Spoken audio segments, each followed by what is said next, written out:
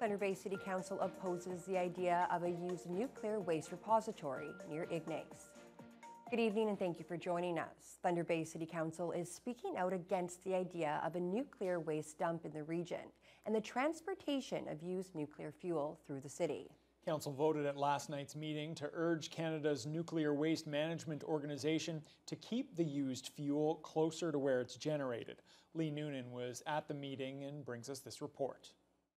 More than 50 protesters and a couple of local political leaders showed up outside City Hall to voice their opposition to the disposal of nuclear fuel near Ignace and to urge City Council to join in their opposition. They should be having consultation, real consultation with the communities along the highway before a site selection happens. We're asking Council to urge the Nuclear Waste Management Organization to seek a solution whereby they can store this waste in secure storage near the reactors, where it is now stored and where it was produced. Kirsten Oliver, chair of the Intergovernmental Affairs Committee, brought forward a motion to have administration review the city's dangerous goods route in light of the potential for nuclear waste being transported through the city.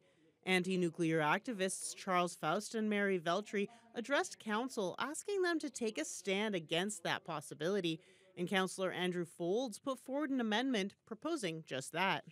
If this is so safe, why are you trucking it or railing it across the country to store it in the middle of nowhere? It doesn't make sense to me. The only reason why it's coming up north is because 100,000 people are not as loud as 10 million people in Southern Ontario. There's no other reason why it would come up this way. I don't buy into the fact they're putting it here because we lack numbers. I do think they're putting it here because it is the heart of the Canadian Shield, which is extremely stable. If nothing else, it's worth it to go out and to bring this up so at least there can be a consideration of making the highways safer. I believe it's going to be a positive impact, to be honest. Economically speaking, we're in the opioid crisis, we're in a poverty crisis. The amendment passed in a close 7-5 vote, but the motion as a whole passed easily. I'm actually elated. It was a long night, but we had a positive outcome. We hooted once we got into the elevator and doors closed.